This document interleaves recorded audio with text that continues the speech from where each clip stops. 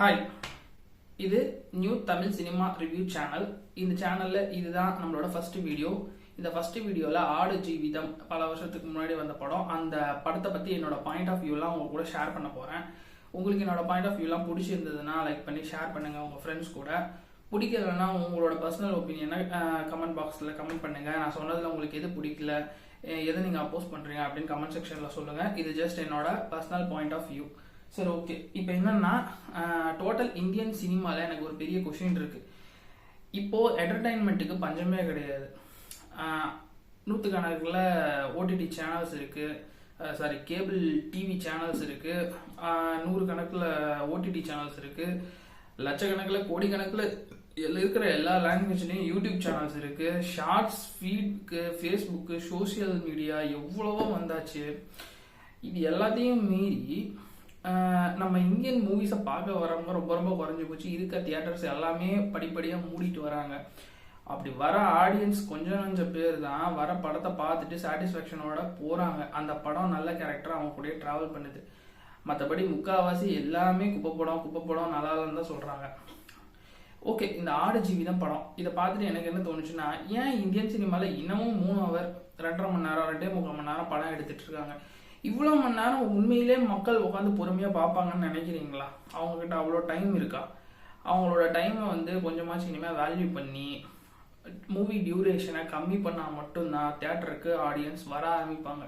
3 hour 2.5 மணி நேரம்லாம் உட்காந்து அடித்து துவன்னு துவைச்சி கண்டிப்பாக சான்ஸே கிடையாது. ஹாலிவுட்டில் 1 hour 1.5 மணி நேரத்தில் அவங்க சொல்ல வரதை நீட்டாக கன்வே பண்ணுறாங்க. அங்கேயும் ஃபுல் பட்ஜெட்டை அந்த 1 hour 1.5 மணி நேரத்துலேயே கிறிஸ்பியாக எடுக்கிறாங்க, நல்லா பர்ஃபெக்டாக எடுக்கிறாங்க, குவாலிட்டியாக எடுக்கிறாங்க. ஸோ அது நல்ல கலெக்ஷன் பண்ணுது. ஸோ தமிழ் சினிமா நைட்டு படுத்து தூங்கிட்டு விடிய பார்த்துட்டு போன காலம்லாம் இருக்குது. அப்புறம் 15 பாட்டு 20 பாட்டு அப்படி இருந்த காலமும் இருக்குது. படிப்படியாக சாங்ஸ் எல்லாமே கம்மி பண்ணி இப்போ 4-5 பாட்டுக்கு வந்திருக்கு. இப்போதான் 1-2 படம் சாங்ஸே இல்லாமல் வர ஆரம்பிச்சிருக்கு. பட் ஸ்டில் இன்னமும் ட்ரிம் பண்ணணும். உண்மையிலே 3 hourக்கு நம்மளால் என்டர்டெயின் பண்ண முடியும், ஆடியன்ஸை கனெக்ட் பண்ண முடியும் அப்படின்னு நினச்சா அப்படின்ட்டு இருக்க அபூர்வ கோடியில் ஒரு டைரக்டர் வேணால் எடுக்கலாம். பட் வாய்ப்பே கிடையாது. 3 hour 2.5 மணி நேரம்லாம் டைம் ரொம்ப ரொம்ப கம்மியாக இருக்குது மக்களுக்கு. மக்கள் டைம் வேஸ்ட் பண்ண ரெடியாக இல்லை. சரி, ஓகே, நம்ம டைம் வேஸ்ட் பண்ணாமல் நம்மளோட ஃபர்ஸ்ட் மூவி ரிவ்யூ ஆடு ஜீவிதம். அந்த மூவியை பற்றி நம்ம பார்க்கலாம். இது என்னோட பர்சனல் வியூ.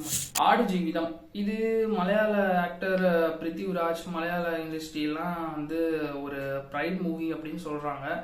இது ஒரு அவார்ட் மூவி மாதிரியும் சொன்னாங்க. இது ஒரு ரொம்ப ஒரு ரெஸ்பெக்டட் மூவி, ரொம்ப உழைப்பை கொட்டி எடுத்திருக்காங்க அப்படின்னு எனக்கு கேட்டால் கொஞ்சம் இது ஓவர் ரேட்டட் மாதிரி தான் இருக்குது. ஒன்றும் பெருசாக இன்னும் அப்படியே அவங்க சொல்கிற அளவுக்கு இருக்காங்கன்னா இருக்குது. பட் என்னென்ன இல்லை, என்னென்ன ரியாலிட்டி எக்ஸ்பிளைன் பண்ணியிருக்கலாம். என்ன சொல்கிறதுன்னா, இப்போ ரியாலிட்டியாக அங்கே ஒரு உண்மையிலேயே ஒரு பாலைவனத்தில் ஒரு ஆடு பிஸ்னஸ் பண்ணுறாங்க, ஒரு ஒட்டக பிஸ்னஸ் பண்ணுறாங்க, அதை வச்சு பிஸ்னஸ் பண்ணுறாங்கன்னா உண்மையிலேயே அவங்களுக்கு எவ்வளோ ப்ரொடக்ஷன் ஆகுது, எவ்வளோ மில்க் ப்ரொடக்ஷன் ஆகுது, அதை ஏன் அவ்வளோ காட்டுக்குள்ளே அவ்வளோ தூரத்தில் கொண்டு போய் வச்சு அவங்க அதை வளர்க்கணும்? இதுக்கெல்லாம் ஒரு பதில் கூடமே இல்லையே. எதுக்கு அவங்க அனாவசியமாக அந்த பாலைவனத்தில் இப்போ நைட்டு ஏறுறாங்க, காலையில் போகிறாங்க. ஸோ அப்ராக்சிமேட்டாக ஒரு 300 கிலோமீட்டர் தூரம் இருக்கும். அவங்க நடந்து வரும்போது பார்த்தீங்கன்னா நடப்பாங்க 2 நாள் 3 நாள் ஃபுல் டே நடப்பாங்க. கிட்டத்தட்ட பார்த்தா ஒரு 200-250 கிலோமீட்டர் மினிமம் இருக்கும். அவ்வளோ டிஸ்டன்ஸாக மணலில் போயிட்டு டெசர்ட்குள்ளே போயிட்டு அவ்வளோ டிஸ்டன்ஸில் போயிட்டு ஆடு ஒட்டகம்லாம் வளர்ப்பாங்களா? சான்ஸே கிடையாது. இப்போ அந்த ஆடு வளர்க்குற இடத்துல பார்த்தீங்கன்னா தண்ணி லாரிலாம் போகுது. தண்ணி லாரி வருது, அந்த கோட்டுக்கும் அந்த கேமலுக்கும் ஃபீட் பண்ணுறதுக்கு ஃபுட் மெட்டீரியல்ஸ்லாம் வருது. இவனுங்க வர டிராவல் வழியை நம்மகிட்டேச்சும் காமிச்சிருக்கலாம், ஆடியன்ஸ் கிட்டேச்சும் காமிச்சிருக்கலாம். அவனுங்க வர வண்டிலாம் நடுவில் பிரேக் டவுன் ஆச்சுன்னா என்ன பண்ணுவாங்க? வர வழியில் எந்த வீடுமே கிடையாது, எது கடையும் கிடையாது, எதுவுமே கிடையாது. வெறும் மணல் தான் இருக்கு.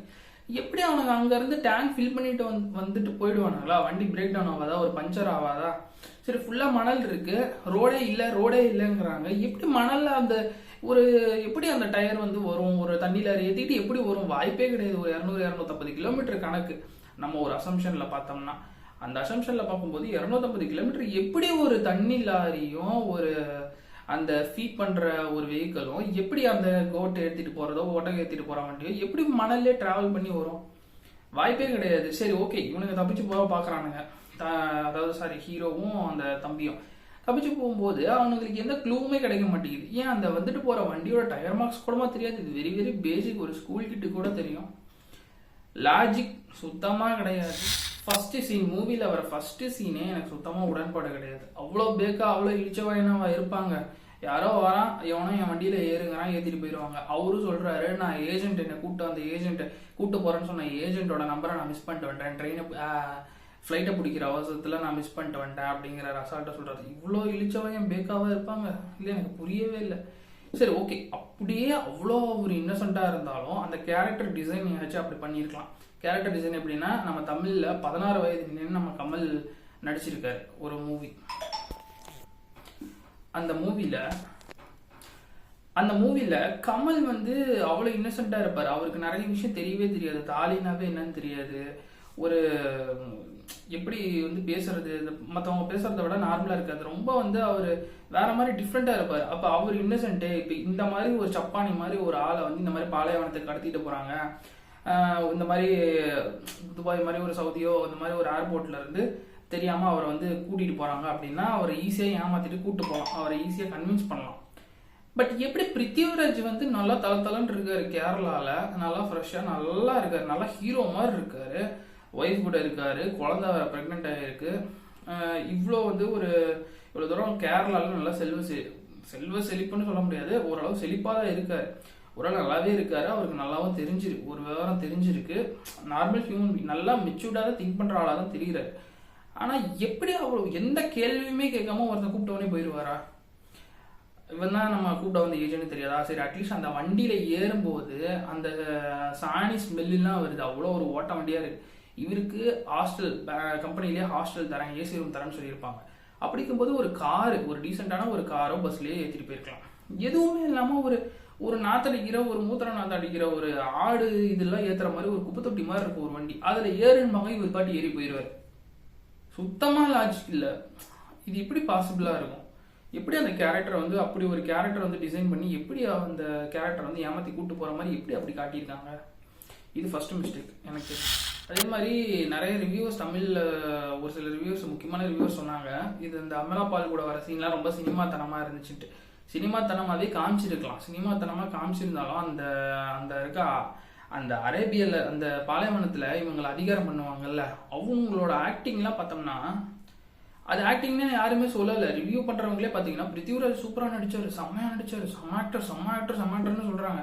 ஆனால் யாருமே பார்த்தீங்கன்னா அந்த பாலைவனத்தில் இருக்கவங்களை யாருமே இவன் பாலைவனத்தில் அந்த கண்ட்ரோல் பண்ணால, அதிகாரம் பண்ணிட்டு இருந்தால, அடிச்சாங்கல்ல, சோறு போட்டாங்கல்ல, அவன் நல்லா நடிச்சான்னு யாருமே சொல்லலை. ஏன்னா அது ஆக்டிங் மாதிரியே தெரியல, அப்படியே ரியலிஸ்டிக்காக இருந்துச்சு.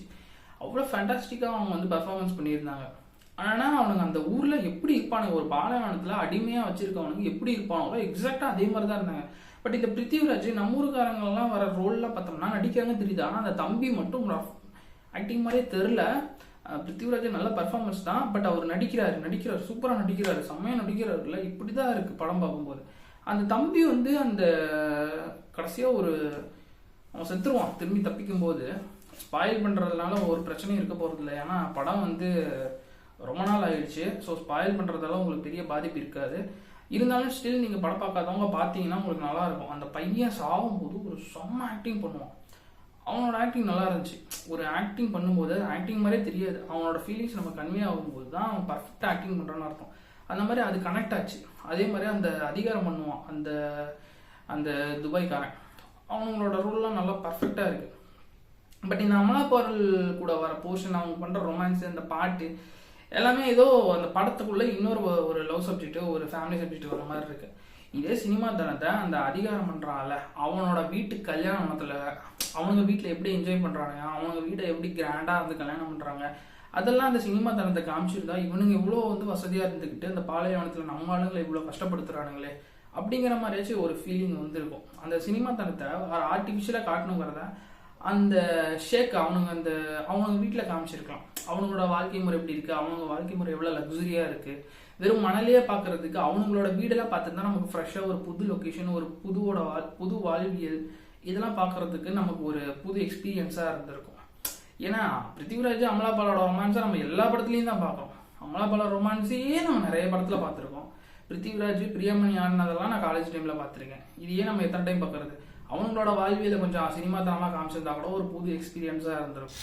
அடுத்தது பிருத்திவிராஜ் சார் வந்து அந்த கேரளாவில் அந்த ஆற்றுல போட்டில் வந்து தண்ணிக்குள்ளே பூந்து அடியில் தண்ணியில் மூழ்கி அவருக்கு லங்ஸ் ப்ராப்ளம், இருமல், தும்மல் எல்லாம் வரும், சளி பிடிச்சிக்கும் அடிக்கடி. இவ்வளோ கஷ்டப்பட்டு உள்ளே பூந்து ஏதோ மணல் அள்ளி அள்ளி போட்டில் போடுவார். மணல் அள்ளி அள்ளி போட்டில் போடும்போது நம்ம என்ன நினைப்போம்னா ஏதோ தங்கமும் முத்தோ ஏதோ எடுக்கிறாரு போல இருக்கு, ஏதோ காஸ்ட்லியான பொருள் ஏதோ எடுக்கிறாரு போல இருக்கு அப்படின்னு நினைக்க தோணுது. கடைசியில் பார்த்தா அவர் வந்து மணல் அள்ளிட்டு இருக்காரு. மணல் அள்ளி லோடில் ஏற்றி இதை வந்து விற்று வயிற்று குழப்ப ஓட்டிக்கிட்டு இருக்காரு. இது வந்து கடைசியில் துபாயில் போய் பார்த்தோம்னா அவர் அங்கே போய் வெறும் மணலே உயிர் பிழைக்கிற அளவுக்கு கஷ்டப்பட்டுட்டு இருக்காரு. சுற்றி மேலாம் மணலாக இருக்கும். இந்த மண்ணெல்லாம் வச்சு ஏதாச்சும் கவித்துவமாக ஏதாவது சொல்ல வராங்கன்னு பார்த்தா ஒரு மண்ணும் கிடையாது. ஏன்னா அதை பற்றி யூடியூப்பில் சர்ச் பண்ணி பார்த்தா டெசர்ட் மண்ணில் நம்ம வந்து வீடு கட்ட முடியுமா அப்படின்னு பார்த்தா அது எதுக்குமே யூஸ் கிடையாது. ஏன்னா அது ரொம்ப சாஃப்டாக இருக்கும். அதோட ஒவ்வொரு டெக்ஸ்சரும் வந்து ஆங்குலர் ஷேப்பில் இருக்காது, ஒரே ஈவனாக ரவுண்டாக இருக்கிறதுனால கன்ஸ்ட்ரக்ஷன் பர்பஸ்க்கு யூஸ் பண்ணவே முடியாது. அதில் வந்து ஈவன் கிளாஸ் மெட்டீரியல்ஸ் கூட செய்ய முடியாது. அதனால தான் வந்து அது அவ்வளோவா யூஸ் இருக்காது. பட் ஸ்டில் எக்ஸ்போர்ட் பண்ணுறாங்க நிறைய கண்ட்ரி. பட் ஆற்று மணல் தான் வந்து பெஸ்ட்டு கன்ஸ்ட்ரக்ஷன் பர்பஸ்க்கு. ஓகே, இது வந்து இது எதுக்கு சீன் வச்சாங்க அப்படின்னு எனக்கு சுத்தமாக புரியல. அது வந்து தண்ணிக்குள்ளே பூந்து அந்த மணல் அள்ளி அள்ளி அள்ளி அள்ளி தான் அவர் வந்து பொழப்ப ஓட்டுவார்.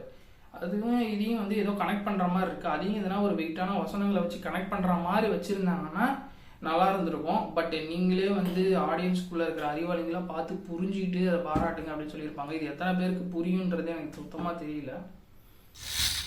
டைலாக்ஸ் இந்தியன் 2 மாதிரி பெரிய சங்கர் படமே ஃபெயிலியர் ஆகிறதுக்கு ரீசன் சுஜாதா மாதிரி ஒரு பெரிய ரைட்டர் இல்லை, வசனம்லாம் ஸ்ட்ராங்காக இல்லை அப்படின்னு தான் எல்லாரும் சொன்னாங்க. சேம் அப்ளிகபிள் டு ஆடு ஜீவிதம் ஆல்சோ. இதில் வந்து வசனங்களே தேவையில்லை, அவரோட ஆக்டிங்கே போதும் அப்படின்லாம் இட்டிஸ் பிரசாந்த் தான் சொன்னாருன்னு நினைக்கிறேன். வசனமே தேவையில்லை, அவரோட ஆக்டிங்கே போதும். அப்படியே பர்ஃபார்மன்ஸ்லேயே வந்து நம்ம கதை சொல்ல வராங்க. தேவையில்லான்னு நம்ம என்ன படமாக பார்க்குறோம், ஆக்டிங் சூப்பராக இருக்குன்னு பார்த்துட்டு போயிடுவோம். அந்த வசனம் இருந்துச்சுன்னா ஒரு பூனை நடந்து வந்தால் கூட அதை யானையாக மாற்றும் அந்த வசனம் வந்து. ஸோ ஃபார் எக்ஸாம்பிள் இந்தியன் 2லேயே கடைசியில் கிளைமேக்ஸில் ஒரு டைலாக் வரும், திரும்பவும் திமிங்கலத்தை கடல்லே விட்டாச்சு அப்படின்ட்டு. இதில் ஜெயமோகன் சார் வந்து ரைட்டராக ஒர்க் பண்ணியிருக்காரு. அவர் ரைட்டராக ஒர்க் பண்ணியிருக்கும்போது இந்த மாதிரி ஒரு சில வசனம்லாம் வரும், வெயிட்டாக வரும். இந்த மாதிரி வசனம் படம் ஃபுல்லாக வரும்போது அந்த படமே வந்து ஒரு 10 மடங்கு வந்து ஸ்ட்ராங் ஆகும்.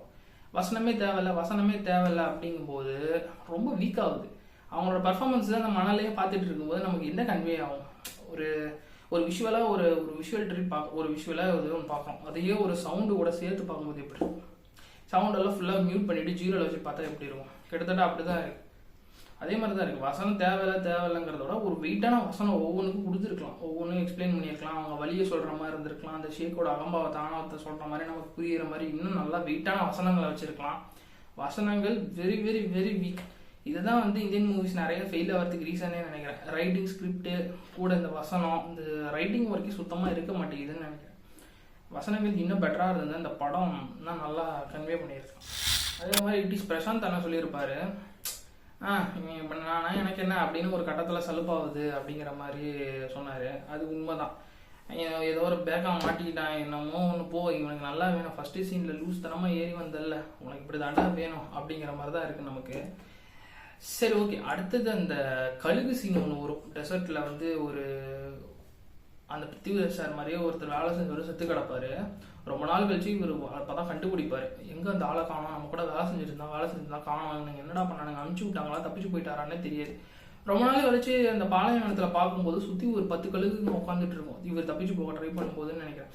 அப்போ அந்த 10 கழுகுகளும் அந்த டெட் பாடியை கொத்தி தின்னுட்டு இருக்கும். அப்போ இவர் போயிட்டு பார்ப்பாரு, அந்த தாடி மூஞ்சி திருப்பி பார்ப்பாரு, மூஞ்சி கிட்ட போய் பார்ப்பாரு, யார் இருக்காரு, அந்த மணலை இப்படி தோண்டி பார்ப்பாரு.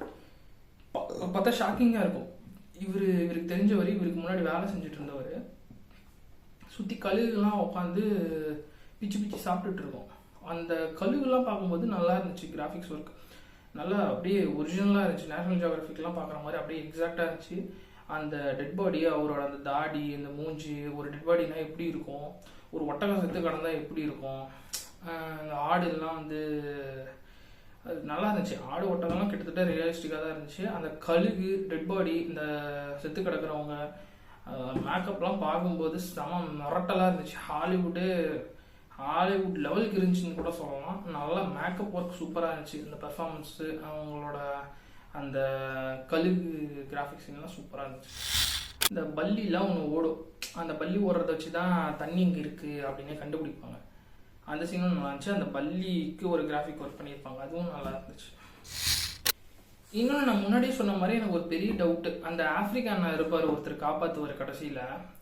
அந்த ஆஃப்ரிக்கன் அண்ணன் பார்த்தீங்கன்னா பேக்லாம் எதுவும் எடுத்துகிட்டு வராதிங்கடா, வழியில் எல்லாம் மக்கள்லாம் இருப்பாங்க, நம்மளை பார்த்தா மாட்டிக்குவாங்க, வழியில் எவனுமே இருக்க மாட்டான், ஒரே ஒரு வீடு தான் இருக்கும், அதுவும் தண்ணிக்காக போவாங்க, திருடன் நினச்சா அடித்து துரத்திடுவாங்க, தண்ணி கூட கிடைக்காது. ஒரு கிட்டத்தட்ட 2-3 நாளைக்கு நடக்க போகிறாங்க, 200-300 கிலோமீட்டர். சின்னதாக ஒரு கணக்கு போட்டு பார்ப்போம். அவங்க 8:30 மணிக்கு ஏர்போர்ட்லேருந்து வெளியே வராங்க, 9 மணி பக்கம் இருக்கும் ஃபஸ்ட்டு சீனில். வெளியே அவங்க அந்த வண்டியில் அந்த தெரியாதவங்க ஏறுறானவங்க, இவங்க ஏறி போயிடுவாங்க ஜாலியாக, ஏதோ டீ குடிக்க போகிற மாதிரி ஜாலியாக ஏறி போயிடுவாங்க. அது சொல்கிறாங்க நிறைய பேர் ரெசிஸ்ட் பண்ணாங்கன்னு, அது எனக்கு சுத்தமாக அது இம்பாக்டே ஆகலை. ஜஸ்ட் அவங்க ஏதோ டீ குடிக்க வாப்பா போயிட்டு வரலாம் அப்படின்ற மாதிரி கூப்பிடுவாங்க, இவங்க அப்படியே ஏறி போயிடுறாங்க. வர முடியாதுடா அப்படின்னு சொல்லி தள்ளிட்டு போகணும், இல்லை நீங்கள் யாருன்னே எனக்கு தெரியாது, நான் வர முடியாதுன்னு சொல்லலாம்ல, அப்படி சொல்ல மாட்டாங்க. 2 பேரும் ஏறி போயிடுவாங்க. ஏறி போகிறாங்களா, 9 மணிக்கு காலையில் எந்திரிக்கும் போது விடிஞ்சிடும். விடிஞ்சிக்கும் போது நல்லா வெளிச்சமாகவே கிட்டத்தட்ட 5:30-6 மணினே வச்சுக்குவோம். கிட்டத்தட்ட ஃபுல்லி ட்ராவல் பண்ணியிருக்காங்க. 9, 10, 11, 12, 13, 14, 15, 16, ஐயோ எனக்கு கணக்கு தெரியலையா, 10, 11, 12, 1, 2, 3, 4, 5, 6, 9 மணி நேரம். 9 மணி நேரம் ட்ராவல் பண்ணி போயிருக்காங்க. 9 மணி நேரம் ட்ராவல்லாம் கிட்டத்தட்ட சேலம் டு சென்னை தூரம். ஜீப்பில் மணல்லே வரானுங்கன்னு வச்சுக்கலாம். டிஸ்டன்ஸ் மினிமம் ஒரு 180 கிலோமீட்டர், 200 கிலோமீட்டர் இருக்கும். ஏட்டா 200 கிலோமீட்டர் தப்பிச்சு ஓட போறீங்க, ஒரு பாட்டில் தண்ணி கூட வேண்டாங்கிறான் அந்த ஆப்பிரிக்கான. இப்படி ஒரு லாஜிக், இப்படி ஒரு சுத்தமாக புரியவே இல்லை. அங்கேருந்து கிளம்பி நடந்து 3 நாள் 200 கிலோமீட்டர் நடந்து போயிடுவாங்களா? அதுவும் மணல் கிட்டத்தட்ட 100+ டிகிரி செல்சியஸ் இருக்கும். ஒதுங்க ஒரு நிழல் கூட கிடையாது, ஒரு சின்ன செடி கூட கிடையாது. எப்படி ஒரு தண்ணி பாட்டில் கூட நீ வேண்டாம் அப்படின்னு. நல்லா தப்பிக்கிறவனா தான் என்ன பண்ணுவான், இருக்கிற பாட்டில் எல்லாத்தையும் தண்ணி பிடிச்சிட்டு ரொட்டியோ என்னமோ சுட்டு வைக்கிறானுங்க, அதெல்லாம் நல்லா ஒரு 10 ரொட்டி 15 ரொட்டி எடுத்துக்கிட்ட வழியில் இதெல்லாம் எடுத்துகிட்டு போக வேண்டியது தானே, நல்லா சாப்பிட்டு போக வேண்டியது தானே. இது இவங்களோட மெயின் மோட்டிவே என்னென்னா, ஆடியன்ஸ்க்கு அப்படியே ஃபீல் ஆகணும், பதட்டப்பட வைக்கணும். ஏன்னா இது சர்வைவல் மூவி, அப்படியே ஒரு அட்ரினலின் ரஷ் கொடுக்கணும் அப்படிங்கிறதுக்காக நியாயமாக சொல்ல வேண்டிய லாஜிக் எதுவுமே சொல்லலை. தண்ணி கூட வேணாங்கிறாரு அந்த ஆஃப்ரிக்கன் அண்ணன். எப்படா I don't want to repeat that. Okay, movie நிறைய இருக்குது. அதில் எனக்கு ரொம்ப பிடிச்சது லைஃப் ஆஃப் பை, அப்புறம் அது ஃபால்னு ஒரு படம் இருக்கும். இந்த 2 படத்துலையும் பார்த்தோம்னா சர்வைவல் மூவிக்கு பெஸ்ட் எக்ஸாம்பிளாக சொல்லலாம். அந்த லைஃப் ஆஃப் பையில் இந்த கிராஃபிக்ஸு, இந்த ஃபிஷ்ஷு, திமிங்கலம் அதெல்லாமே வரும். அப்புறம் அந்த புலி கூட ட்ராவல் அவங்க பார்த்து ரொம்ப நாள் ஆச்சு, எனக்கு மறந்து போச்சு. பட் ஆனால் இன்னமும் அந்த ஃபீல் எனக்கு இன்னும் நல்லாவே ஞாபகம் இருக்குது. அந்த சர்வைவல் மூவி, அந்த அவனோட டென்ஷன், அந்த அவனோட பதட்டம், அவன் எவ்வளோ கஷ்டப்படுவான், அவனோட எல்லாமே நமக்கு அப்படியே இந்த சீன் பை சீன் நல்லா கனெக்ட் பண்ண. இப்போ நம்ம போய் அந்த கடலில் மாட்டிக்கிட்டோம் ஒரு போட்டில், இப்போ இதுலேருந்து நம்ம தப்பிக்கணும், எப்படி தப்பிப்போம், அது நம்ம அப்படியே நம்ம அதை வாழ்ந்து பார்த்த மாதிரி இருக்கும் அந்த படம் பார்க்கும்போது. ஃபாலும் அப்படி தான். அதில் ஒரு சில லாஜிக் மிஸ்டேக் இருக்கும், பட் அப்படி எடுத்திருப்பாங்க. அது எப்படி நம்ம கொஷின் கேட்க முடியாத மாதிரி எடுத்திருப்பாங்க. அந்த டவரில் விளையாட்டுத்தனமாக பொண்ணுங்க ஏறிடும், மாட்டிக்குவாங்க. அந்த ஒரு பொண்ணு வேற செத்துருவா. அந்த ஒரு பொண்ணு பசியில் இருக்கா, உயிரோட இருக்கான்னு நினச்சிட்டு பெருமையில் நம்ம கூட பேசுகிற மாதிரிலாம் நினச்சிட்டு கடைசி வரைக்கும் இருந்து போகிற வர கழுகுலாம் பிடிச்சி தின்னுட்டு அவள் சர்வைவ் ஆகிடுவா. ஒன் ஆஃப் பெஸ்ட் மூவிஸ் இது லைஃப் ஆஃப் பை, அப்புறம் அந்த ஃபால் மூவி. இதில் மோஸ்ட்லி பிகினிங்லேருந்து எண்டு வரைக்கும் நம்ம கனெக்ட் பண்ணிக்க முடியும். ஃபுல்லாக 95% நம்மளால் கனெக்ட் பண்ணிக்க முடியும். பட் இது narration, screen play, writing connect பண்ணவே முடியல. Technically very very best movie, very very beautiful making, எல்லாம் அப்படியே இந்த கேமரா ஒர்க்கு எல்லாமே பட்டாசு கிளம்பியிருக்காங்க, சூப்பராக இருக்குது. கண்டிப்பாக ஆடு ஜீவிதம் படம்லாம் பார்க்கலாம். கிராமத்தில் இருக்கவங்கலாம் ஒரு ஜாலியான படமே பார்த்து பழகியிருப்பாங்க. கிராமத்து கதை இதெல்லாம் போவாங்க. ஊரில் ரிலீஸ் ஆகிற படம், அந்த புது படம், நம்ம ஊர் படம் தான் வைப்பாங்க. இந்த மாதிரி ஒரு படம், அதாவது நம்ம நேட்டிவ் தான், கிட்டத்தட்ட கேரளாவும் நம்ம நேட்டிவ் தான், நம்ம ஒரு பிரதர் ஸ்டேட்டு. இந்த ஸ்டேட்லேருந்து வர மூவி நம்மளாலையும் கனெக்ட் பண்ணணும், பார்க்கலாம். ரொம்ப அப்படியே கொஷின் கேட்காம பார்க்கலாம். பட் லாஜிக் ரொம்ப யோசிச்சோம்னா ரொம்ப இடிக்கும். ஜஸ்ட் அது எக்ஸ்பீரியன்ஸ் பண்ணணும், ட்ரை பண்ணி பார்க்கணும்னா எப்படி இருந்திருக்கலாம் அப்படின்னு நம்ம யோசிக்க வேண்டியதாக இருக்குது. உண்மையில் இப்படி மாட்டிருந்தா எப்படி இருந்திருக்கும், நம்ம ஒரு வேற கதை வந்து மைண்டில் ஓடிக்கிட்டு இருப்போம். ஓ இவன் இப்படி இருந்திருப்பான், நம்மளே அசம்ஷன் பண்ணிடுவோம். ஓ இவன் கிராண்டாக கல்யாணம் பண்ணுவான் போல இருக்கும் அவன் பொண்ணுக்கு. இதெல்லாம் காமிச்சிருக்கலாம், படத்தில் காமிச்சதுதான் நம்மளால கொஞ்சம் கனெக்ட் பண்ணிக்க முடியும். ஓ அவன் கல்யாணம் பண்ணுவான் போல இருக்கு, இவங்கெல்லாம் கஷ்டப்படுறாங்க, ஓ இவ்வளோ தூரம் இருக்கும் போல இருக்கு, ஓ டயர் மார்க்ஸே உலாது, டயர் மார்க்ஸ் வருமா, எப்படி டயர் மார்க்ஸ் கூட இல்லாமல் எப்படி எப்படி வந்துட்டு போகுது இதுங்க அப்படின்னு. அங்கேருந்து போகிறானுங்க, நடந்து போகிறானுங்க, அந்த லாரி போகுது, எப்படி டயர் மார்க்ஸை ஃபாலோ பண்ணி கூட தப்பிக்கலாம். அப்புறம் கிளைமேக்ஸில் ஒரு கிழமை வருவான், ரோட்டில் விழுந்து கிடப்பாரு. அவனாச்சும் கூப்பிட்டு போய் எதாவது பண்ணுவான்னு பார்த்தா அவன் ஏற்றிட்டு போய் நடுவில் விட்டுருவான். அப்புறம் அங்கேருந்து இன்னொருத்தர் எடுத்துகிட்டு போய் இன்னொருத்தர் ஜெயிலில் விட்டு அங்கே கொஞ்சம் ட்ராக் பண்ணுவாங்க. ரொம்ப நாளாக பார்க்கணும்னு நினச்சா பார்த்துட்டேன். நம்ம சேனலில் வர ஃபஸ்ட்டு வீடியோ இந்த ரிவ்யூ வந்து ரொம்ப மொக்கையாக தான் இருக்கும். ஃபஸ்ட்டு வீடியோ வந்து எதாவது திணறுது. ஸோ போக போக நான் வந்து அதுவும் ஆல்ரெடி டைம் மிட் நைட் இப்போ 1 o'clock ஆகுது, அதனால் ஏதோ உளறிட்டு இருக்கேன். பட் வேறு வழி இல்லை, நீங்கள் இது வரைக்கும் பார்த்துருந்தீங்கன்னா உங்களுக்கு கோடான கோடி நன்றி. அடுத்தது நான் ஒரு நல்ல படத்தை பார்த்துட்டு நல்லபடியாக ரிவ்யூ பண்ண ட்ரை பண்ணுறேன். இந்த வீடியோ பிடிச்சதுன்னா மறக்காமல் லைக் பண்ணிவிட்டு ஷேர் பண்ணுங்கள். இந்த நான் சொன்னதில் உங்களுக்கு எதனா விஷயம் பிடிக்கலன்னா கமெண்ட்ஸில் சொல்லுங்கள், டீசெண்டாக சொல்லுங்கள், பேட் வேர்ட்ஸ் இல்லாமல் சொல்லுங்கள். ஓகே, எல்லா வீடியோவும் என் வீடியோவை ஃபுல்லாக பார்க்குற எங்கள் அக்காவுக்கும் எங்கள் மாமாவுக்கும் ரொம்ப தேங்க்ஸ். டானிகாவுக்கும் எங்கள் கன்சா மாமாவுக்கும் ரொம்ப ரொம்ப தேங்க்ஸ். பை.